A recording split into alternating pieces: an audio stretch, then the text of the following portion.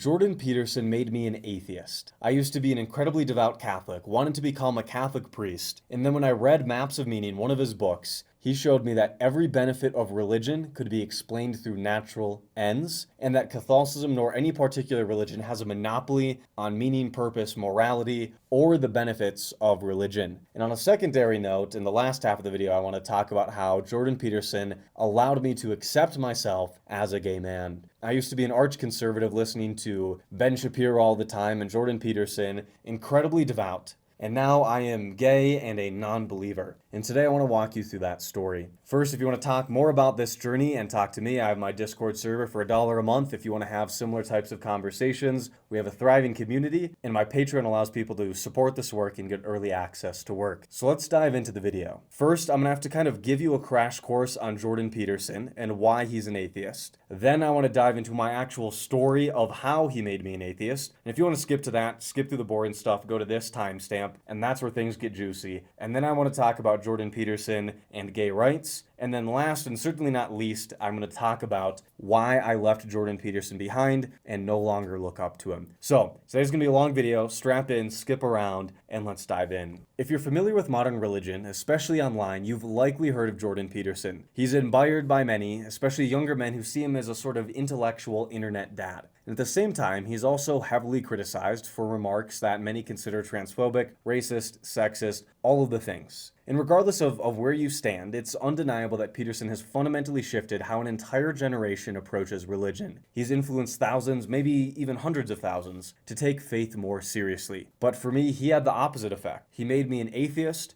and after reading all of his books, I no longer listen to him. So here's a little background. I wasn't raised particularly religious, but I grew up in a liberal Catholic household in the suburbs in the Midwest. And in 9th grade, I dove headfirst into religion because I thought we had reasons to believe. I loved the intellectual tradition, proving religion, debates, all of that jazz. I got into philosophy, theology, apologetics, and I was obsessed with proving that God existed and they had reasons to be Catholic. I went to daily mass, which was like a daily service, like on weekends, but on weekdays. I prayed for hours every day. I read my Bible in public schools, and I ended up being responsible for a number of conversions to the Catholic faith. And I was deeply dogmatically devout and loved Jesus with my entire heart. And even though I knew I was gay, I also knew that I could be attracted to men, and that wasn't sinful. I could just never act on it. And so I was committed to celibacy for the rest of my life. At that time, I was aware of Jordan Peterson, but he wasn't big in my influence into religion. That was more of apologetics. That changed years later when I picked up this book, Maps of Meaning, which is some of his original work in I believe, the 90s. And unlike some more of his mainstream self-help books like 12 Rules for Life, Beyond Order, where he talks more about culture war stuff and is more accessible, Maps of Meaning had a profound impact on me and is a very, very dense book with some incredible ideas. And it shifted me from being a fundamentalist Catholic on the path to become a Catholic priest to someone who no longer believes in religion. I'm somewhere between agnostic and atheist now, but at like the very least, I don't dogmatically believe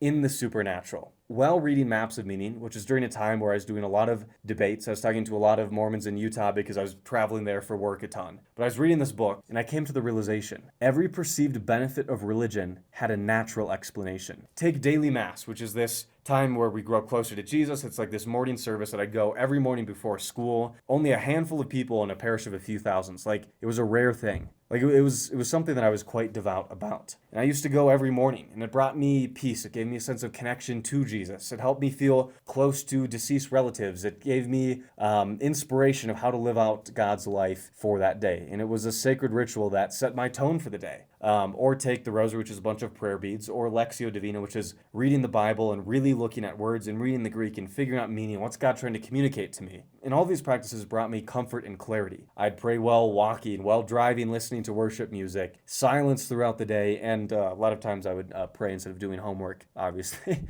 And it was beautiful and felt meaningful. But here's the insight Peterson unlocked for me. All of these benefits didn't require God to be real. It only required me to believe that he was real. Right? It wasn't that God exists. It was that I believed that God exists, which is a big distinction. And that's it. Belief was the engine behind the peace, the clarity, and the sense of meaning, not a supernatural entity. For example, Mass felt peaceful, not because this deity from on high infused like peace into my soul, but because it created a structured, quiet, reflective environment that aligned with my values and gave me meaning. And that can all be secular, right? The Eucharist, prayer, devotion, Bible, evangelization, all of these things work on the human psyche because we believe that they're meaningful. Peterson talks about God not as an all-powerful being, but as the highest value in our hierarchy. So this is kind of like point number one about Jordan Peterson. Every decision that we make requires prioritization. For example, when I wake up in the morning, do I fly to China today? Do I immediately go to the gym? Or do I feed my kid breakfast? I feed my kid. Why? Because I value my child's well-being over adventure or the gym first. I have to prioritize. It doesn't mean I can't do the other things, but there has to be a hierarchy. Or think about choosing a college. You have to weigh the location, the price, the career goals, the family, the proximity,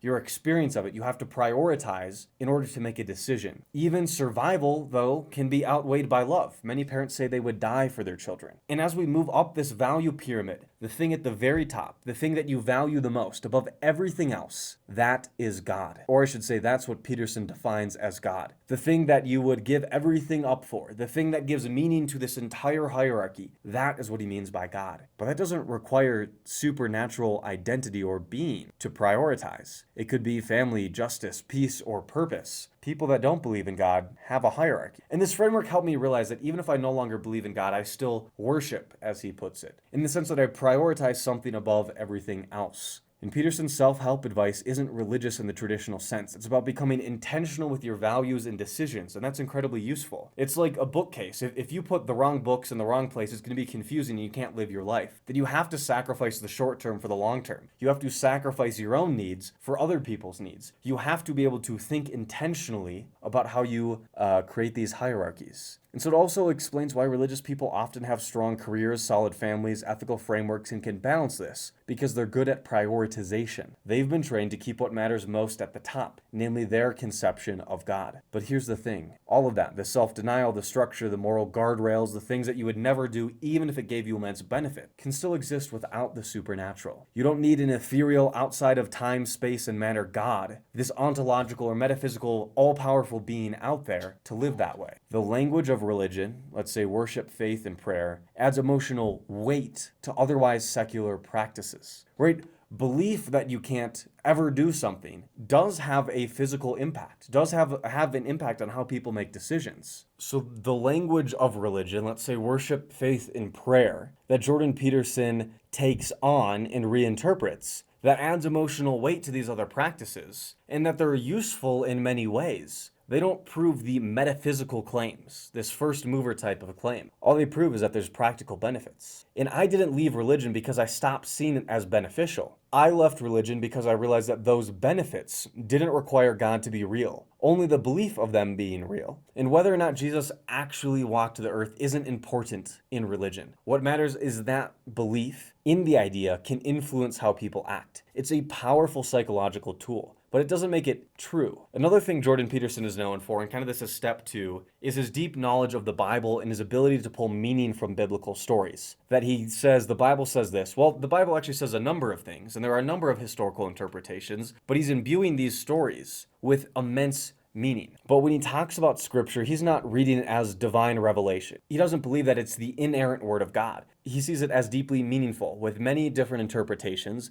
that can be helpful for life and that reflect these deeper archetypes inside of us. He's exploring the lessons, the metaphors, and the psychology beneath the stories, what he calls metaphorical substrate. So what is metaphorical substrate on this second point? Let's break it down. Metaphor is a symbolic story or analogy, this mythos, this cosmology of the world, this pantheon of gods. And substrate is a foundation, the shared cultural base we all stand on. So put these together and you get the idea that in our culture, or in any culture, we have our upbringing, our worldview. All of these are shaped by the stories that we hear over and over, whether they're TV shows or Bible studies or cultural tropes that are out there or bumper stickers, whatever it is. We're in a metaphorical, so I think literary and cultural and value-driven substrate. These shared myths form a kind of moral framework that we can use to navigate life. Because Jordan Peterson doesn't believe that this world's just a plane of existence, right? It's not just physical things. You don't measure how far you walk and then do science to figure out if you should find your spouse. you make value judgments. And he says that the world isn't just a plane of existence, it's a forum for action. And we need these stories to take action. For example, take Catholicism. We've been taught to look up to saints. We read stories growing up of saints. You hear stories of saints in sermons. These holy figures that model how to live, how to love Jesus, how to suffer, to love, and to sacrifice. Their stories tell us what matter and what doesn't, and give us expectations around moral decisions. Or in Buddhism, somebody might look up to the Buddha, or various Buddhist texts, or Buddhist stories throughout history, or analogies, or a number of different parables. And in secular culture, it might be Harry Potter that Jordan Peterson quotes in even his most recent work, We Who Wrestle with God. And if you're facing a tough moral decision, you might think like, oh, I've read all these stories of saints and they did this and I should do that. Or this is just like in Harry Potter when this happened, and so I should do this. A Catholic might think, what would Jesus do? A Buddhist might think, what have Buddhists in the past have done? Or say you break a plate, you're a kid, you break a plate in your parents' house. A Catholic kid might filter that moment through the 10 Commandments or a recent homily. And that might say, don't lie, respect your parents. And remember that time a saint confessed something when they didn't have to and it ended up working better for them? They were forgiven from it? That kid's probably going to come clean. Or a Buddhist might think about how lying causes suffering to themselves or to others, or thinking about the harm that lying creates from these various stories, and they choose honesty as well. Or if you're in a metaphorical substrate in a different culture that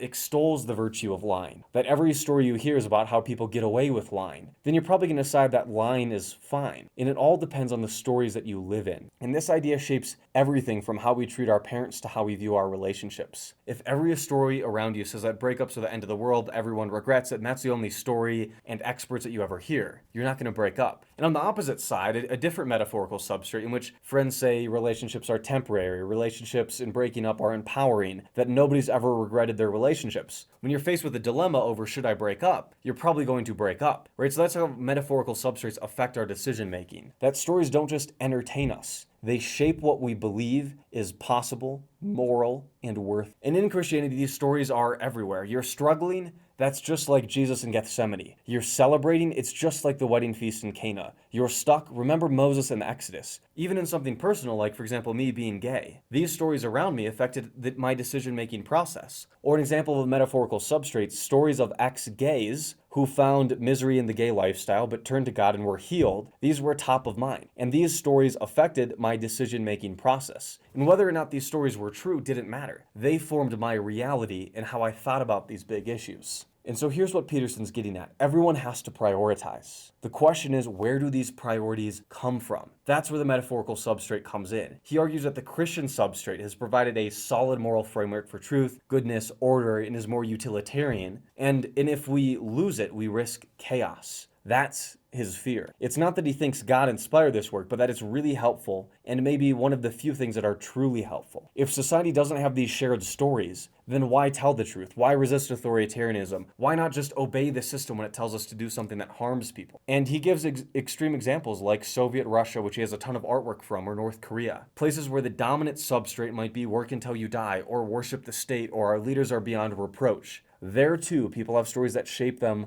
and how they prioritize, right? You hear stories of how Kim Jong-un won every golf tournament and these crazy stories, or this propaganda in North Korea that the West wants to destroy us, that if we didn't support our leader, Kim Jong-un, that the West is going to invade and kill all of us. That might not be technically true, but it's nonetheless the lived reality, and that make people believe in the North Korean state. These are stories that people believe, and it guides them to make real decisions. That's Peterson's point when he talks about truth. And importantly, Peterson never insists that these biblical stories literally happen. Like if you had a video camera, Cain and Abel isn't an event that just happened, or the Garden of Eden, you can't get in your time machine and it would look exactly like how the story describes. He famously avoids saying things like, yes, the Exodus was historical. And so when asked if Exodus is historical, he says, it's still happening. That these archetypes of Cain and Abel or Moses or slavery are still happening. What he means is that we continue to reenact these stories psychologically. These archetypes are inside of us. Every time someone gets road rage or wants to lash out at a sibling or coworker, the Cain and Abel story is alive. The story becomes real because it shapes people's behavior. That's what he means by real. And same thing with Jesus. Whether or not he literally rose from the dead or literally walked the earth or whatever even that would mean isn't a key question that Peterson concerns himself with. What matters is that belief in the resurrection causes people to change their lives. Millions and billions of lives, if you look at the stats, are different because of the Jesus story. Same thing with the Muslim story or the Buddhist story or the secular story. And so to him, these stories are real, not because they're historical, but because they're impactful. And this extends to non-religious stories too. Think of entrepreneurs. I run a business, I have employees, and in the dark moments, I think of people who've persevered through dark moments. Whether it's stories of Steve Jobs kind of going broke, but still pushing through Apple, and now he's worth a ton of money. That is impactful. And whether every detail of a story is true doesn't matter, but the stories give us fuel. It gives our suffering purpose. It gives us an idea of how the world will play out if we commit to something. And this hits home for me. As a devout Catholic trying to reconcile my sexuality, I encountered a ton of stories of people who left behind their homosexuality, followed Jesus, found peace. And whether these people are actually happy, fulfilled, or even real, doesn't matter. These archetypes, these stories impacted me. They shaped my belief of myself and what is possible. And that brings us to the next concept here, meta-narratives.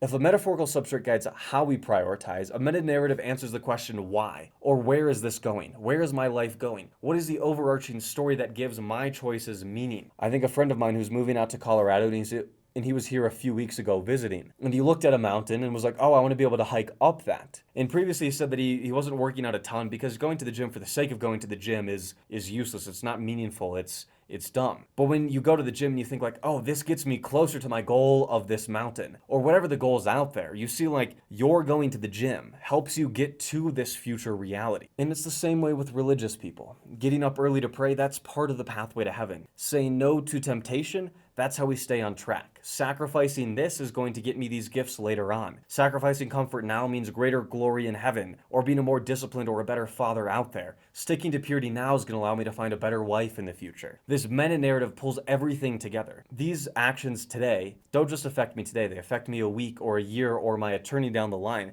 They affect the course of civilization. That cleaning my room allows me to fight these cultural Marxists out there is something that Peterson is famous for talking about. And Peterson thinks that atheism and postmodernism lack this kind of grounding. That's why he criticizes them. He believes that they don't offer a compelling meta-narrative, a reason why life and society matter, where we're going, what we should fight, what we should value. I don't agree with him on that. Plenty of secular ideologies do offer purpose and meaning and meta-narratives, whether they're bad ones like communism or they're good ones like being altruistic and helping the poor. Whether or not you agree, there are alternative meta-narratives. And for me, I still live meta-narratives. Like a micro example of this is that I think that there are tens of thousands of closeted queer Catholic teens out there who feel worthless, who are scared of the Catholic hierarchy. And when I make content, when I record these videos, I don't just make these videos for fun. I feel like what I'm doing now makes an impact. And I've seen evidence of that. And it'll make an impact now and for decades to come. And that kind of gives me hope for the future. That's an example of a smaller meta-narrative. And so when I look at everything Peterson talks about, value hierarchies, metaphorical substrates, meta-narratives, I realize that none of it requires an omnipotent God. None of it requires dogma. None of it's exclusive to religion. Every culture has this stuff. Every ideology has it.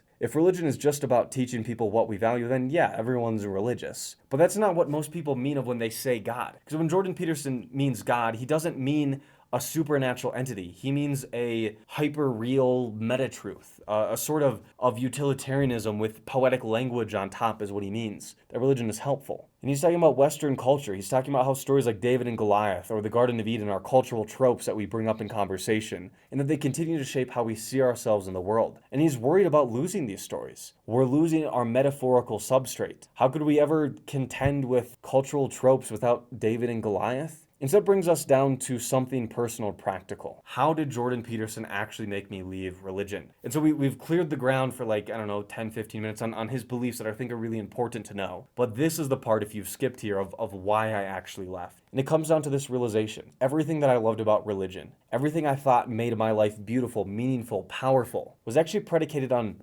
belief, not God's existence. Not necessarily on truth, not on the literal teachings of the Catholic Church, not on Jesus' actual teachings, just belief that they happen. Belief is what gives religion power. Take the Catholic sacrament of confession where you confess your sins so that Jesus can forgive you. And I used to think it was a beautiful thing. I'd feel guilty about the things that the church said were wrong, and then I'd go to confession, confess them to Jesus through the priest, and I'd feel forgiven. And whether or not I was like actually forgiven on this supernatural, ontological, metaphysical way was irrelevant. I don't know, no one cares. But the belief that I was gave me peace. People that go through rituals of forgiveness, of peace, of grace, they have this massive placebo effect, and not placebo effect in a bad way, but it actually changes their life. But to explain that doesn't require belief in God. That feeling of resolution was real, regardless of whether or not divine grace had anything to do with it. Or think of somebody being prayed for on their deathbed. The act gave me a sense of comfort, of participating in something meaningful, of making a difference, and that belief gave me peace. Was I actually helping their medical condition? I don't know, but I believed I was, and that made me feel like I had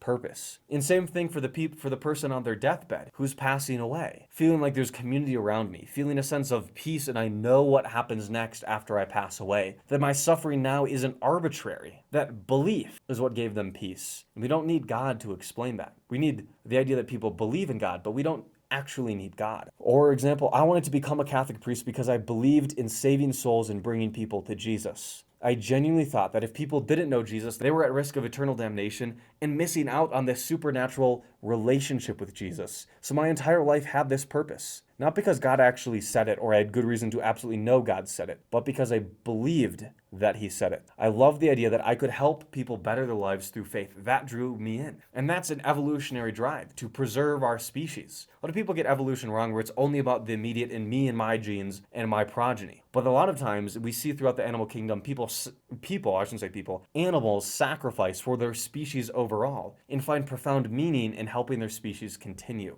And then there's Mass. Think of it like the weekend service in Catholicism. This elaborate, reverent, ritual-laden experience that so many Catholics talk about missing the Eucharist, missing Jesus when they leave the church. But I don't think they miss the Eucharist itself, this communion on the weekends that's said to be literally Jesus. They miss believing in it. They miss what believing in it got them. It's the belief that makes it powerful. The same thing with the Bible. People worry, without the Bible, I'm not going to have meaning. I'm not going to know what to do. But the Bible itself is just a book. It's just words. And it's not even a particularly amazing book. But when you believe that it's an amazing book, that it's communicating truth in your life, it comes alive. And even on a practical level, religion helped me. I was someone who was neurodivergent, and I really benefited from the structure of prayer throughout the day. This fixed rhythm with 6 set prayers throughout the day of reading scripture at certain times helped me keep track of time and create order within my life because I'm time blind. And if I just live through my day, it gets crazy. And with that said, I'd lose track of time as my day was going on. And religion, and particularly this religious practice of the breviary, helped me build a scaffolding to stay with time and focus. That's not supernatural. And I also believe that being religious was helping make the world a better place, helping the homeless, the poor, the lost. That belief fueled my motivation. It inspired me. But whether or not people converting to Catholicism actually improved their lives was irrelevant. The feeling it gave me that I contributed to something bigger than myself, an eternal story, that's what mattered. And the more I reflected, the more I realized my life felt meaningful because I believed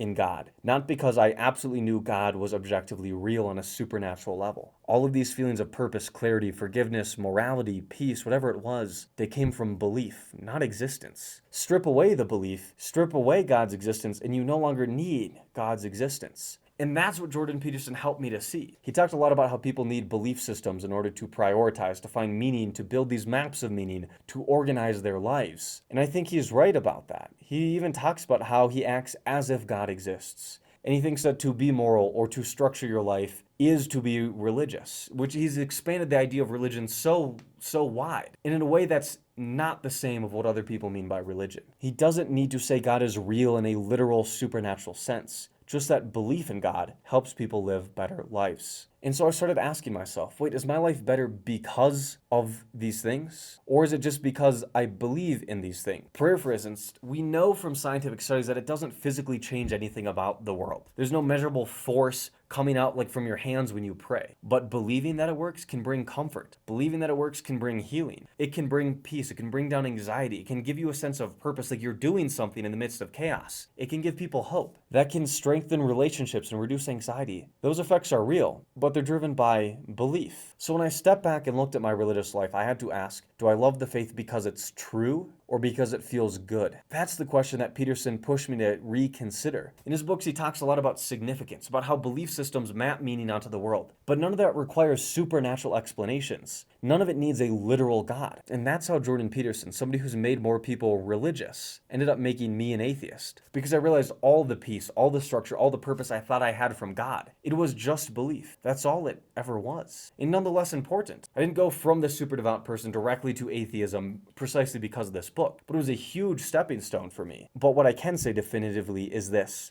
Jordan Peterson broke my belief in dogma. He made me question this idea that religious truths had to be absolute, exclusive, inflexible. I realized that the benefits I found in religion weren't unique to religion. They weren't even exclusive to Catholicism. They weren't inherently better than any other traditional worldview that's offered out there. They didn't depend on whether or not the beliefs themselves were supernaturally true, whether I would adhere to the certain dogma.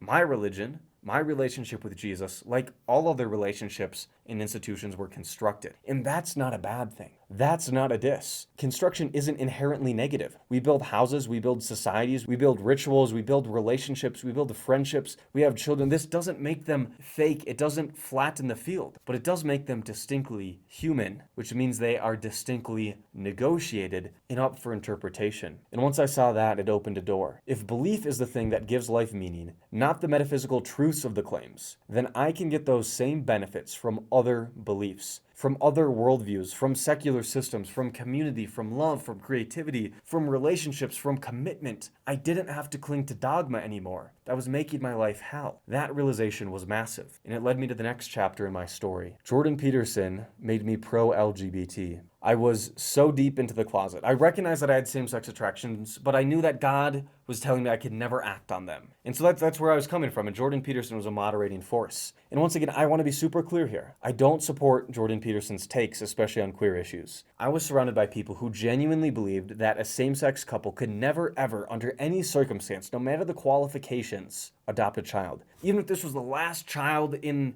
foster care, nobody else could take care of them.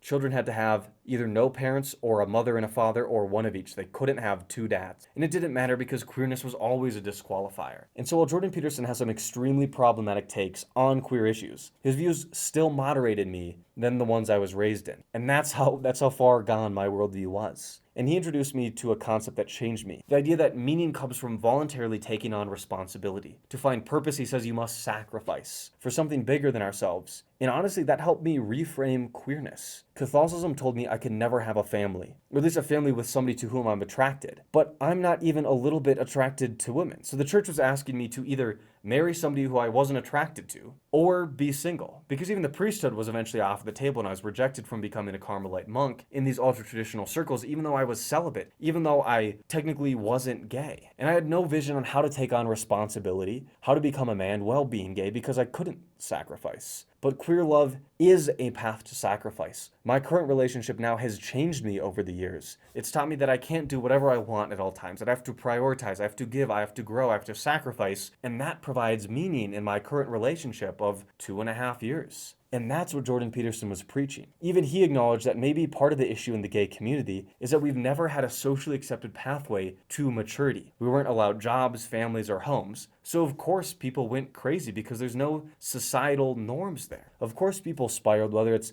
drugs or crazy promiscuity, but you can't demand responsibility from a community you've denied a life to. So yes, I think it is important to give LGBTQ people a vision for a happy, healthy life, a socially responsible one, a life that includes adulthood, stability, joy. Not because I want all queer people to live a heteronormative white picket fence life. I sure don't, but because we deserve options. We need to stop kicking our kids out of the house and then wondering why they're lost. You can say, I love you, I want you to thrive, now go do your homework or quit the drinking habit. But you can't say, I've kicked you out of the house, you're a pathetic human being, also do your homework. It doesn't work like that. Queerness doesn't exclude people from maturity, from self-control, from meaning, but that has to be recognized in order to teach other lifelong lessons of how to be a happy, healthy, stable adult. We need to be able to say that. And so yeah, Peterson helped me to accept myself, and that's a big deal. And I think it really helped me to go, hey, is it better to live a socially recognized way to be a mature adult, or be single for the rest of my life and not have a model and fall into worse things?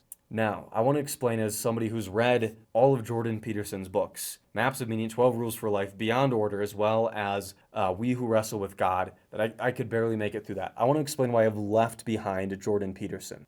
Because up to this point in this video, I've given Jordan Peterson some credit, and I think it's deserved. Not because he's progressive, he isn't, and he's regressive and conservative in many ways, but because I was so far right, that so extreme into religion, that even Peterson was a step towards moderation. If the average left-wing person's a 1 on the scale, and Jordan Peterson's a 5, but I was a 10, Peterson's moving me towards 1. He didn't bring me from belief to directly to atheism, but he brought me from an extreme dogmatism to something less rigid, something more negotiable. But here's my problem with Peterson. Peterson grifts in the most technical definition of the word. He's smart, he knows his audience, he knows what his audience believes, and he knows what he believes. Jordan Peterson doesn't believe in God in the same way that other people do. He says he believes in God, but what he means by this is totally different than how he knows that his audience that gives him money means. When most Christians say God, they mean a supernatural, all-powerful being who intervenes in the world. But Peterson, he means a metaphor, a value structure, storytelling, meta-ethics, meta-narratives, whatever it is. He knows that. He dodges every question about belief. When someone asks him, do you believe in God? He responds with, what do you mean by do? What do you mean by me? What do you mean by God? Like, dude, you know what people mean when they're asking you that question. You just don't answer because your entire brand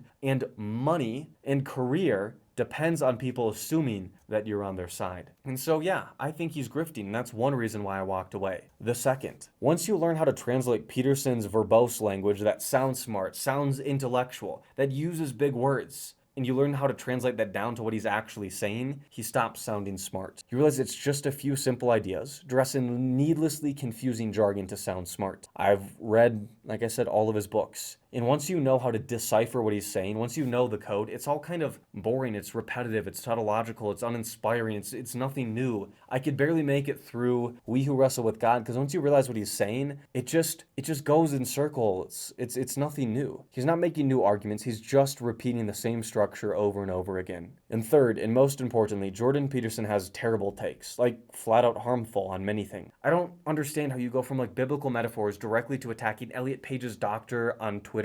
Or I don't know how you go from Russian literature directly to like screeching about climate change. Or I don't know how you go from like Carl Jung directly to like conspiracy-brained culture war talking points. It's drawing and disingenuous. He strikes out at the most random things outside of his purview. And he demands complexity on religion. And he's too much complexity anytime a complaint's leveled. But he's not willing to have that same complexity and nuance granted to trans people. He dodges complex questions about God. And he criticizes other people that criticize religion because he's an expert in religion. But when he criticizes other issues, he's not an expert on gender, climate, politics, any of that. He throws out opinions with total confidence, yet they often hurt people. And he constantly naturalizes hierarchies and sees vestigial hierarchies as endemic to the human condition, whether that's class, race, gender, social status, money. And while he stops short of saying anything outright racist, or that these structures can never change, all of his work implies that he wants to preserve all of these functions and all of these hierarchies. It's all about order versus chaos, but sometimes the order that he's clinging to and that he's defending is the very thing that holds us back from building a better world. And at the end of the day, even though I agree with maybe 94% of what he says on descriptive ideas, his takes on how religion is a psychological phenomena, or how we see archetypes in literature, or how belief affects sociology. It's like the remaining 6% where we part ways. His prescriptive statements are vague, they're reactive, they're often harmful, they dodge questions, they're not grounded in anything. They're just like these random like outshoots of his descriptive claims. They're not evidence-based. They feel like ideological whack-a-mole latching out at whoever he doesn't like in a particular week on Twitter. Like, get back to the serious academic stuff. That's like really impactful. Not ranting on Twitter about random gender-affirming care in people's breasts. And worst of all, he wants more religion, but he's never been religious. He doesn't know what it's like to live every waking moment ensconced in these books on Aquinas and reading the Summa and Augustine and actually submitting to God. To have your identity shaped by theology, to suffer for it. I've done that. I was that. But Jordan Peterson has never been that. He has his wife that's Catholic. He has friends that are religious, but he's not religious. He doesn't attend religious services. He doesn't plant his flag